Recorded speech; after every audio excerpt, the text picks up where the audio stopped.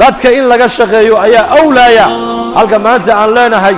wadalka ayaan hagaajinaynaa waxa ka awlaysan in la yiraahdo dadkan hagaajinaynaa alladina immakannahum fil ardi maxay sameynayaan aqaamu salata wa aatu zakata wa amaru bil ma'ruf wa nahaw 'anil munkar walillahi 'aqibatu al umur ummad ay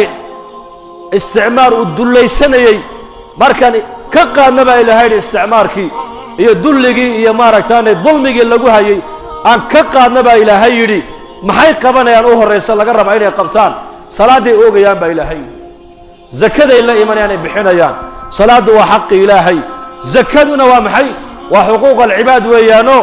dadka wadanka ku nool aqniyadooda oo kaliya haddii zakada laga qaado masaakiintooda lagu celiyo qof baahan oo miskiin wadanka lagu arki maayo dadku wada aqniya wada maal qabay